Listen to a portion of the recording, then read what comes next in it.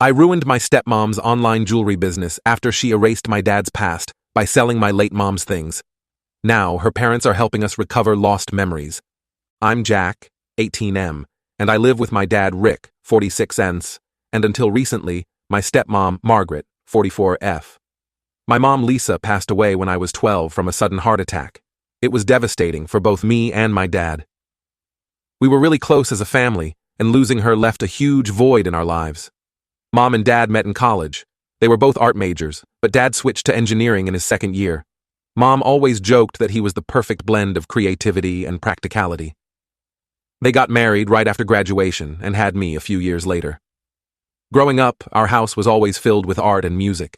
Mom painted landscapes and portraits, while Dad tinkered with gadgets in his spare time. We'd spend weekends at local art fairs or hiking in nearby state parks, where Mom would sketch and Dad would teach me about different plants and animals. After Mom died, Dad and I kept a lot of her things to remember her by. We had photo albums chronicling our family vacations and milestones. There was her collection of vinyl records, everything from classic rock to obscure indie bands she discovered at college radio stations. We kept some of her favorite books, dog-eared and filled with her notes in the margins. And of course, we had her paintings. Large canvases of mountain vistas and seascapes hung on our walls, while smaller portraits and still lifes were carefully stored in her old studio space. We also kept a small box with some of her jewelry. Most of it wasn't particularly valuable, but each piece had a story. There was the turquoise necklace Dad bought her on their honeymoon in New Mexico, the bracelet she wore to every one of my school events for good luck, and the simple silver ring her grandmother had given her. The box also contained a few letters she'd written to us over the years. Birthday cards, little notes she'd slip into Dad's lunchbox or my backpack, and a letter she wrote to me on my first day of middle school. For the first couple of years after Mom's death, Dad wasn't interested in dating. He focused on his work as an engineer and on raising me. We managed okay, but I could tell he was lonely. He'd sometimes sit in Mom's studio late at night, just looking at her unfinished paintings or flipping through her sketchbooks. I'd hear him playing her favorite records when he thought I was asleep. When I was 15, Dad's co-workers finally convinced him to start going out more. He joined a local hiking group, saying it made him feel close to Mom. That's where he met Margaret. She was new to the area, having moved here for work as a real estate agent. Dad said she reminded him a little of Mom. She was outgoing and laughed easily, and she seemed to genuinely enjoy hearing stories about our family. They dated for about a year before getting married when I was 16. I was hesitant about the whole thing, but I wanted Dad to be happy, so I tried to be supportive. The wedding was small, just close family and friends in our backyard. Dad asked if I was okay with him wearing the watch Mom had given him for their 10th anniversary. I said yes, of course, but I noticed Margaret frowning slightly when she saw it. Things were okay for a while, but I started noticing that Margaret would get annoyed whenever Dad or I talked about Mom. She'd make little comments like, "Oh, are we going down memory lane again?" Or, "Don't you think it's time to move on?" I tried to ignore it, but it really bothered me. Once, when I was playing one of Mom's old records, Margaret asked if we could listen to something from this century for a change. The real problem started about 6 months ago. Margaret suggested we redecorate the house to give it a fresh start. Dad agreed, thinking it might be a good idea. But as we were going through things, Margaret kept pushing to get rid of more and more of Mom's stuff. She convinced Dad to put most of the photo albums in storage, saying they were taking up too much space. Then she wanted to sell Mom's record collection, claiming we never used the old turntable anyway. Dad was reluctant, but Margaret kept insisting it was for the best and that we needed to make room for new memories. I got really upset when Margaret suggested we donate Mom's paintings. Those were really special to me, and I couldn't believe Dad was even considering it. We had a big argument about it, and Margaret accused me of being stuck in the past and not giving her a chance to be part of the family. Things came to a head last week. I came home from school early because I wasn't feeling well, and I found Margaret in the attic going through the last box of Mom's things. She had Mom's jewelry spread out on the floor and was sorting it into piles. When I asked her what she was doing, she said she was organizing things and that she thought we could sell some of the jewelry to put it to better use. I lost it. I started yelling at her, telling her she had no right to touch Mom's things. Margaret yelled back, saying she was trying to help us move on and that I was being selfish and immature. Dad came home in the middle of our argument. When he saw what was happening, he got really quiet. He told Margaret to leave Mom's things alone and that we'd discuss it later. Margaret stormed off, and Dad tried to calm me down. Later that night, I overheard them arguing. Margaret was saying that keeping all of Mom's stuff was unhealthy, and that Dad needed to let go of the past if he wanted their marriage to work. Dad defended me, saying I had a right to keep memories of my mom. The next day, while Dad was at work and I was at school, Margaret did something unforgivable. When I got home, I found that she had taken all of Mom's remaining things, the jewelry, letters, and even the paintings, and sold them at a local pawn shop. She said she did it for our own good and that we'd thank her later. I was devastated. Those were the last things we had of Mom, and Margaret had no right to get rid of them. The turquoise necklace from their honeymoon, gone. The lucky bracelet she wore to my events, gone. The paintings that captured moments of our life together, gone. Even the letter she wrote me for my first day of middle school, the one where she told me how proud she was of me and how excited she was to see the person I'd become, was gone. Dad was furious when he found out. He and Margaret had a huge fight, and he told her to leave. I've never seen him so angry. He kept asking her how she could do this, how she could erase these precious memories. Margaret tried to defend herself, saying she was just trying to help us move forward, but Dad wasn't having it. Now here's where I might be the asshole. I was so angry at Margaret that I decided to get revenge. I knew she ran a small online business selling handmade jewelry on the side. She was really proud of it and hoped to make it her full-time job someday. She'd often talk about how she was building her brand and how important Cuz Ricker reviews were for her success. I created a bunch of fake accounts and started leaving negative reviews on her online store. I claimed her jewelry was poor quality, that she didn't deliver orders, and that she was rude to Cuz Rickers. I wrote things like, necklace fell apart after one wear, and seller was extremely rude when I asked for a refund. I also reported her store for copyright infringement, claiming she was using stolen designs. Within a week, Margaret's online reputation was in tatters. Her sales dropped to almost zero, and the website she used threatened to shut down her store due to the complaints. She was devastated and couldn't understand what was happening.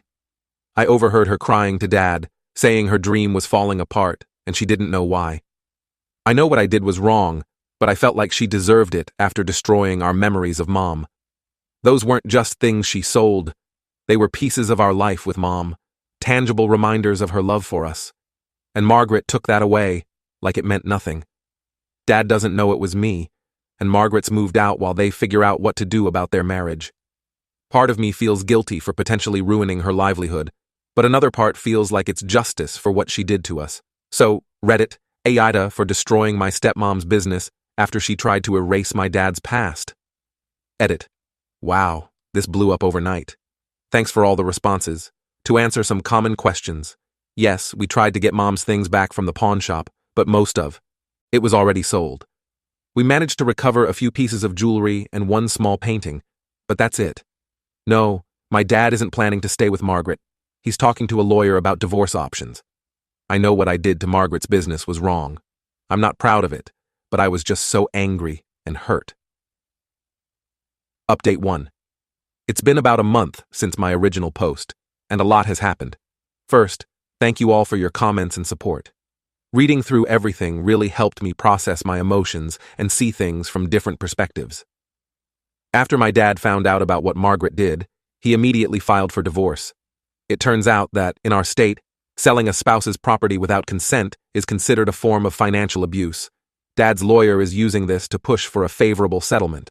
The lawyer explained that Margaret's actions weren't just morally wrong, but legally actionable. Dad's been spending a lot of time gathering evidence, receipts, photos, anything that can prove the value, both monetary and sentimental, of what was lost. Margaret tried to argue that she thought she had Dad's permission to declutter the house, but nobody's buying it. She even tried to claim that she put the money from selling Mom's things into a joint account, but bank records showed she'd actually transferred it to her personal account. When confronted with this evidence, Margaret broke down crying, saying she felt overwhelmed by living in a shrine to Mom and didn't know how else to cope. As for my actions against Margaret's business, I eventually confessed to my dad. I couldn't keep carrying that guilt, especially after seeing how supportive he's been. He was disappointed in me, but he understood why I did it. He made me promise to never do anything like that again, no matter how justified I felt. We had a long talk about healthy ways to deal with anger and grief, and how revenge often hurts the person seeking it as much as the target. Dad and I have been going through old photo albums and digital files, trying to recreate some of the memories we lost. We found a bunch of photos we'd forgotten about, including some great ones of Mom when she was younger. There's one of her in college, standing in front of an easel with paint-stained hands and the biggest smile on her face. Another shows her and Dad on their first date at a local art museum. It's been emotional, but also really healing for both of us. We also reached out to some of Mom's old friends and our extended family. They've been amazing, sharing stories and even some photos and small mementos they had of Mom. It's not the same as having her things back, but it's helping us feel connected to her memory. My aunt found an old scarf Mom had knitted for her, and she gave it to me. It's not much, but holding it makes me feel close. To Mom in a way I hadn't in a long time. One of Mom's college friends even found an old sketchbook of hers from their art classes. She mailed it to us, and it's been incredible to see Mom's early work and read her notes in the margins. There are sketches of Dad from when they first started dating, studies of landscapes from around campus, and even some early ideas for paintings she later completed. Dad and I spent a whole evening going through it, laughing and crying at the memories it brought back. As for Margaret, she moved out completely about 2 weeks ago. She tried to apologize, saying she realizes now how much she overstepped, but neither Dad nor I are ready to forgive her. She left a letter explaining that she felt constantly compared to Mom and thought removing her things would help her find her place in our family. While I can understand feeling insecure, it doesn't justify what she did. The divorce proceedings are moving forward, and Dad's lawyer thinks it should be finalized in a few months. It's been hard on Dad. I can tell he feels like he failed somehow, like he should have seen this coming. I've been trying to support him as much as I can, reminding him that Margaret's actions aren't his fault. Margaret's business is still struggling. I feel guilty about that, but I also can't bring myself to undo what I did. I know 2 wrongs don't make a right, but seeing her face consequences for her actions does give me some sense of justice. Still, the guilt gnaws at me sometimes, especially when I remember how proud she was of her work. Dad and I have been talking about maybe going to family counseling to work through everything that's happened. We're both dealing with a lot of anger and grief, and it might help to have a professional guide us through it. Dad's also considering joining a support group for widowers. He says he realizes now that he never fully processed his grief over losing Mom. In a weird way, this whole situation has brought Dad and me closer together. We're talking more openly about Mom, sharing memories, and supporting each other. It's been tough, but I feel like we're going to come out of this stronger as a family. We've started a new tradition of having a Mom night once a week, where we cook her favorite meal, listen to her music, and share stories about her. It's helping us keep her memory alive in a positive way. Update 2. It's been another month, and things have taken an unexpected turn. Margaret's parents reached out to my dad, wanting to meet and talk about everything that happened. Apparently, Margaret had told them a very different version of events, painting herself as the victim of an uncompromising stepson and a husband unwilling to move on. Dad agreed to meet them at a neutral location, a coffee shop downtown. I asked to come along, and after some hesitation, Dad agreed. When we arrived, Margaret's parents were already there, looking nervous and upset. I recognized them from the wedding, but we'd never really talked much. The conversation started awkwardly, with Margaret's mom asking why we were being so cruel to her daughter. But as Dad and I explained what really happened, how Margaret had systematically removed Mom's things and then sold the rest without permission, their expressions changed from anger to shock and then to shame. It turns out, Margaret had told them that we had agreed to sell Mom's things to move on, and that I was just being a difficult teenager who couldn't accept change. She never mentioned selling the items without our knowledge or consent. As we talked, more discrepancies in Margaret's story came to light. She had apparently told her parents that Dad was the one pushing to redecorate and get rid of Mom's things, and that she was just trying to support his wishes. Margaret's dad, who had been quiet most of the time, suddenly spoke up. He apologized profusely for their daughter's actions and said they had no idea things had gone this far.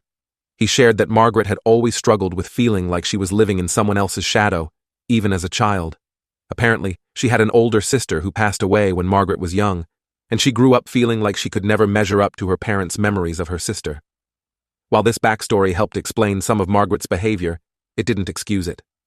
Margaret's mom started crying, saying she felt like she had failed as a parent. They both seemed genuinely horrified by what Margaret had done, and I could tell they were struggling to reconcile this with the daughter they thought they knew.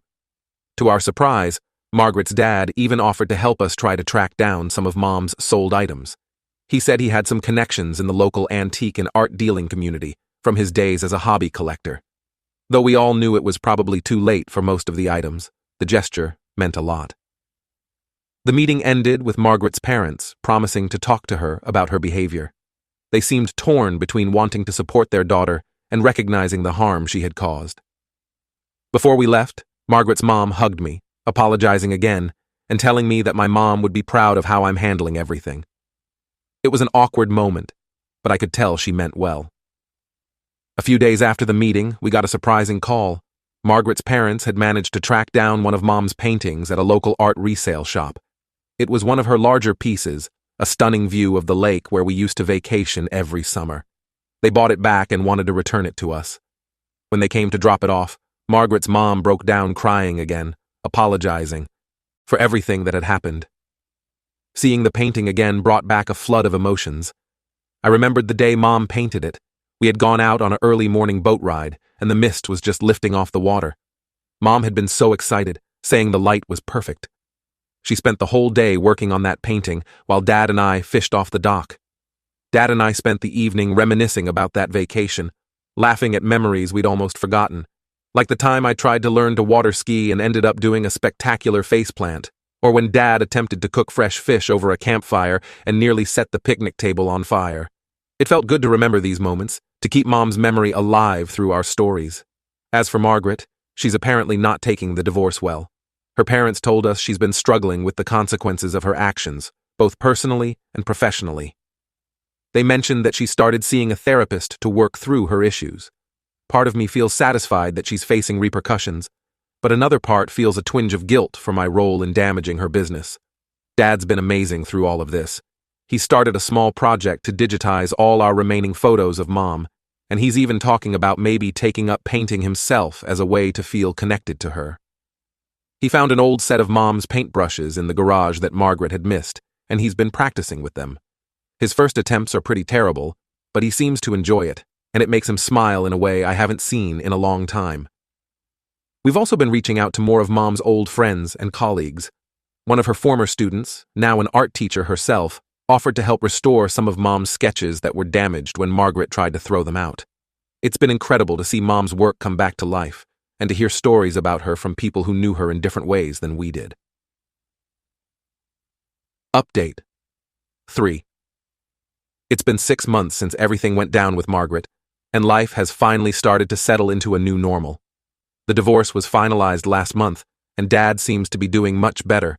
He started going out with friends more, and even joined a local hiking group, something he and Mom used to love doing together. As for me, I recently started college, and it's been a big adjustment. Being away from home has given me a lot of time to reflect on everything that happened. I've realized that while Margaret's actions were inexcusable, my response wasn't right either. I've been doing a lot of thinking about healthier ways to deal with anger and loss. My roommate Alex has been really supportive. After I told him about everything that happened, he shared that he lost his dad when he was young. We've had some late-night talks about grief and family that have helped me process a lot of my feelings. It's nice to have someone who understands what it's like to lose a parent. I finally worked up the courage to undo some of the damage I did to Margaret's online business. I contacted the website where her store was hosted and admitted to making false reports. I also deleted the fake accounts I used to leave bad reviews. It doesn't fix everything, but it felt like the right thing to do. I haven't heard anything about whether her business has recovered, and I'm not sure I want to know. Dad and I still have our rough days, especially around Mom's birthday and the anniversary of her death. But we're learning to celebrate her memory in positive ways. We recently donated some money to the local art school in Mom's name, and they're going to hang one of her paintings in their gallery. It's the lake painting that Margaret's parents helped us recover. Seeing it displayed there, inspiring new artists, feels like a fitting tribute to Mom. Margaret's parents have kept in touch, which was unexpected but nice in a way. They've been supportive and respectful of our boundaries. Last month, they helped us organize a small memorial for Mom, inviting some of her old friends and colleagues. We displayed some of her artwork, played her favorite music, and shared stories about her life. It was emotional, but also healing. Hearing how Mom had impacted so many people's lives made me feel proud to be her son. Dad gave a speech at the memorial that really stuck with me. He talked about how love doesn't end when someone dies, it just changes form. He said that by keeping Mom's memory alive and living in a way that would make her proud, we're continuing to express our love for her. It was beautiful and helped me see our grief in a new light. Looking back, I can see how grief and fear of losing memories of Mom led to so much pain and poor decisions all around. It's been a hard lesson, but I'm trying to take away something positive from it all. I'm learning that keeping someone's memory alive doesn't mean holding on to every physical object, but rather cherishing the impact they had on our lives. Dad and I are talking about maybe starting a small scholarship in Mom's name at the local high school for aspiring artists. It feels like a way to keep her spirit alive while also doing something positive for others. We're still working out the details, but the idea of helping young artists pursue their dreams in Mom's name feels right. As I navigate college and this new chapter of my life, I'm carrying the lessons from this experience with me. I'm learning to be more open about my feelings, to value the memories I have, and to find constructive ways to honor those we've lost. It's not always easy, but I think Mom would be proud of how far we've come.